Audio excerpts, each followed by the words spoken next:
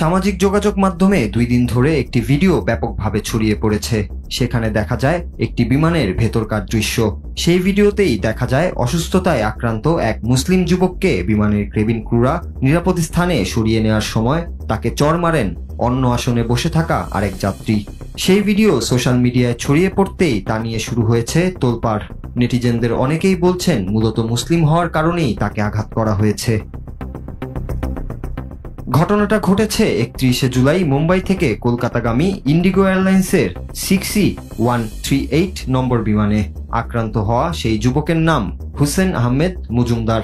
32 বছর বয়সী হুসেন আসামের বাসিন্দা হলেও তিনি মুম্বাইয়ে কর্মরত।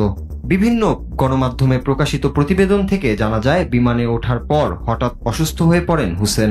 তা নিয়ে পুরো ফ্লাইটে হইচই পড়ে যায়। পরে কেবিন ক্রুরা তাকে সাহায্য করে নিয়ে যাচ্ছিলেন, তখনই অন্য আসনে বসে থাকা আরেক যাত্রী তাকে চড় মারেন। ভাইরাল হওয়া সেই ভিডিওটিতে দেখা যায় কেবিন ক্রুরা হোসেনকে নিয়ে যাওয়ার সময় তাকে সজোরে চড় মারেন ওই ব্যক্তি। সেই সময় হুসেনকে কাঁদতেও দেখা যায়। কেবিন ক্রু ও আশেপাশের যাত্রীরা এই ঘটনার তাৎক্ষণিক প্রতিবাদ করেন। যে ব্যক্তি ভিডিও ধারণ করছিলেন তিনিও উত্তেজিত হয়ে প্রশ্ন করতে থাকেন, কেন মারলেন? জবাবে সেই ব্যক্তি জানান সে অসুবিধা সৃষ্টি করছিল। পরক্ষণেই হোসেনকে পানি দিতে কেবিন ক্রুদের অনুরোধ করেন অন্য যাত্রীরা। এই ঘটনা নিয়ে একটি বিবৃতি দিয়েছে বিমান সংস্থা এয়ার ইন্ডিগো। সেখানে ঘটনার বর্ণনায় বলা হয় বিমানে অসুস্থ হয়ে পড়েন হুসেন মজুমদার নামের এক যাত্রী। তার প্যানিক অ্যাটাক হয় এবং তাকে সাহায্যকালে অপর এক যাত্রী আঘাত করে বসেন, যা বিমানের প্রোটোকল অনুযায়ী অপরাধমূলক কর্মকাণ্ড।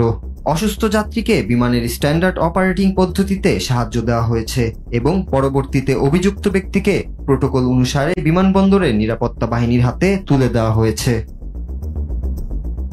এদিকে বিধাননগর পুলিশের এক পদস্থ কর্মকর্তাকে উদ্ধৃত করে সংবাদ মাধ্যম ইন্ডিয়ান এক্সপ্রেস জানিয়েছে যে ব্যক্তির বিরুদ্ধে সহযাত্রীকে থাপ্পড় মারার অভিযোগ, তাকে প্রথমে আটক করা হলেও পরে ছেড়ে দেওয়া হয়।